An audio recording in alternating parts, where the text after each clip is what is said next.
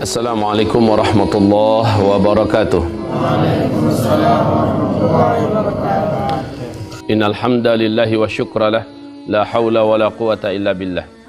Allahumma salli wa sallim ala Rasulillah sallallahu alaihi wasallam wa ala alihi wa sahbihi wa mawalah wa man tabi'ahu bi ihsan ila yaumil qiyamah.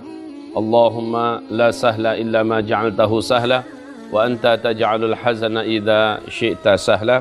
Amma ba'du. Segala pujian dan syukur kita pada Allah Subhanahu wa taala dengan segala ujian yang sedang Allah timpakan kepada kita pada hari ini, kita masih tetap diberi oleh Allah Subhanahu wa taala rahmat untuk menjalani Ramadan dan berpuasa di siangnya, qiyam di malamnya, memperbanyak qiraatul Quran, memperbanyak zikir, berkumpul bersama keluarga dan bertaqarrub kepada Allah secara maksimal.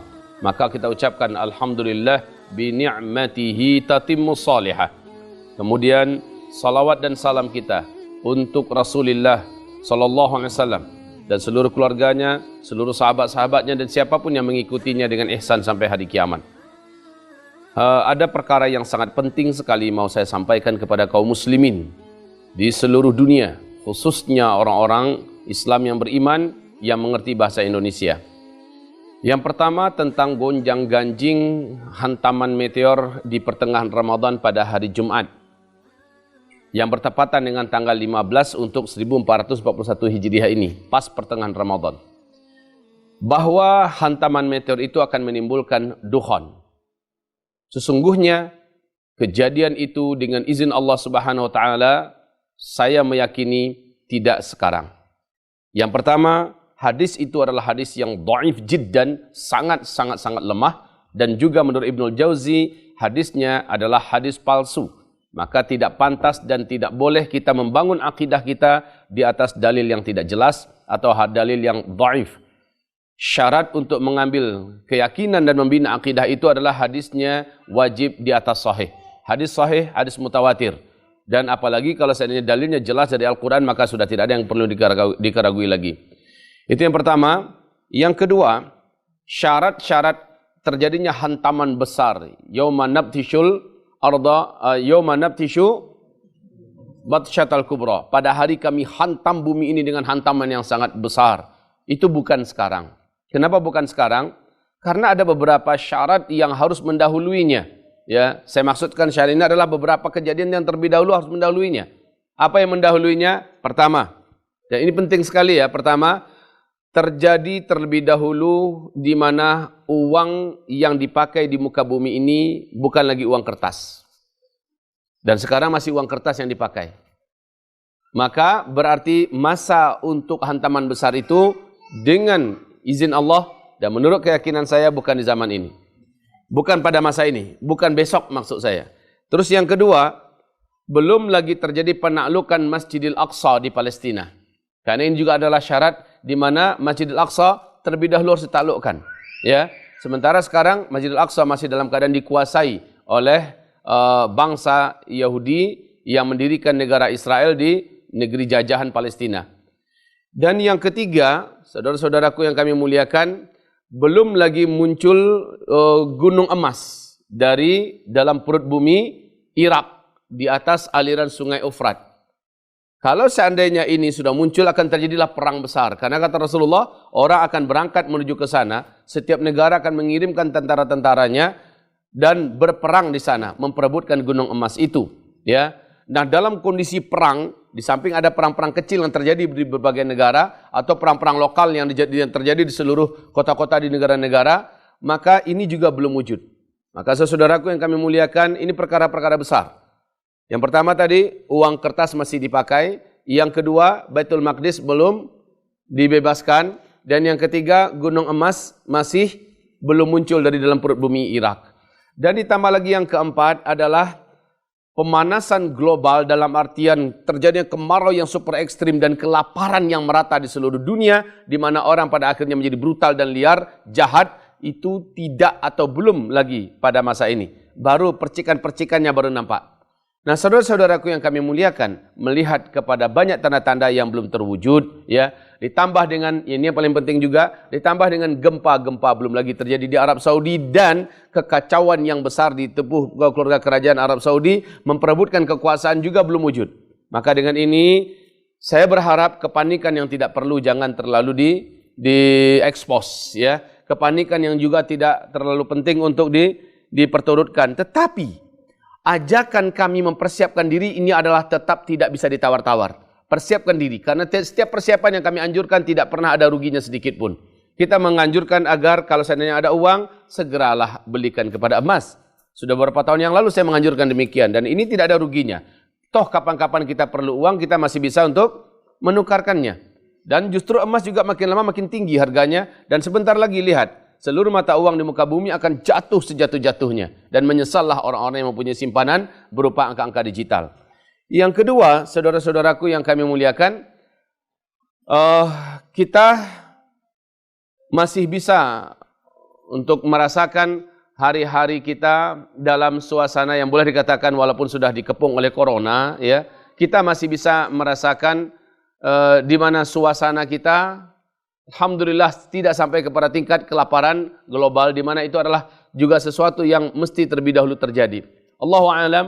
Yang jelas persiapan yang kami anjurkan juga, contohnya agar kita memperkuat dan memperbanyak amal soleh kita sebanyak-banyaknya. Dan ini dimaksimalkan khususnya dengan amalan wajib, amalan sunat, dan berhentilah berbuat dosa dan maksiat. Kemudian yang ketiga yang kami harapkan kaum muslimin kami muliakan, apabila terhenti sekarang ini orang melaksanakan ibadah umrah dan besok ini haji entah bagaimana, bagaimanapun juga ini memang adalah salah satu di antara simbol-simbol atau tanda-tanda di antara tanda-tanda akhir zaman itu. Akan tetapi ini bukan berarti tanda-tanda akan datangnya hantaman meteor di bulan Ramadan seperti yang digambarkan di dalam hadis riwayat Nu'aim bin Hammad. Jadi persiapan berikutnya yang kami sangat anjurkan kepada kita semua adalah mempersiapkan stok makanan. Tidak pun karena dukhon, beberapa bulan ke depan kita akan mendengarkan dan kita akan merasakan bersama-sama kelaparan global dan kelangkaan pakan, kelangkaan bahan makanan utama. Dan ini akan cukup menjadikan orang panik dan menjadikan orang menjadi liar, brutal, jahat, dan dia akan bertahan hidup dengan cara apapun saja. Walaupun merampok dan merampas ke sana kemari, walaupun bahkan sampai ke tingkat membunuh ke sana kemari. Dan untuk mempersiapkan ini penting sekali. Nah, ini juga tidak ada ruginya. Apa? Kalau kita kumpulkan padi, umpamanya kita stok beras bisa bertahan selama 6 bulan, 1 tahun ke depan, ini masih bisa kita nikmati. Kalau tidak terjadi apa-apa dan terjadi kelangkaan pakan, kita masih bisa memakannya. Apa sulitnya kaum muslimin yang kami muliakan? Ya, jadi dalam hal ini mumpung kita masih tenang, mumpung kita masih lapang, kondisi kita masih bisa beribadah dan berdoa kepada Allah, ini yang mesti diperbanyak. Berdoalah kepada Allah Subhanahu wa taala, maksimalkanlah doanya. Adapun nanti malam apa yang terjadi, serahkan pada Allah. Besok apa yang akan terjadi, serahkan pada Allah Subhanahu wa taala. Janganlah sampai ada yang berhenti kerja, kemudian dia pergi menyembunyikan diri ke dalam tengah hutan. Jangan pula ada yang langsung menjual rumah, kemudian dia bertekad langsung tinggal di bukit-bukit, di gunung-gunung. Ini bukan suatu langkah yang bijaksana. Tidak perlu ketakutan ini diperturutkan, karena sumbernya juga tidak benar. Kemudian juga tanda-tanda yang pasti dari Rasulullah juga tidak ada yang mendahuluinya. Demikian juga belum lagi terbunuh seorang lelaki nafsun zakiyah, ya, lelaki yang mempunyai jiwa yang suci, yang terkenal di tingkat dunia, orang beriman di muka bumi mencintainya, punya jasa yang besar terhadap Islam, ini juga belum terbunuh. Maka saudaraku, banyak hal yang perlu kita pertimbangkan dalam hal ini, tapi yang terpenting memang persiapkan diri dan juga fisikmu. Ini yang juga saya sangat anjurkan.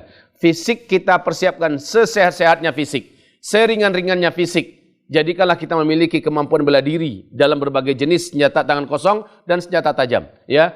Karena ke depan adalah hari-hari berat untuk melindungi diri kita, melindungi nyawa kita, melindungi agama kita, melindungi kehormatan keluarga kita. Hari-hari berat, apapun itu bentuknya, persiapkanlah diri. Sebaik-baik persiapan adalah kita mengikuti sunnah Rasulullah SAW. Kita berenang dengan handal, kita memiliki kemampuan bela diri, kita memiliki kemampuan gulat, kita memiliki kemampuan untuk menguasai senjata-senjata manual, samurai, pedang, double stick, dan juga panah dan sebagainya, dan juga kita tangkas dalam berkuda. Maka ini adalah sunnah-sunnah dari Rasulullah SAW. Ini yang paling saya anjurkan. Kemudian, bila kita memang punya harta, stop. Sebaiknya tidak usah lagi dengan harta itu, ya.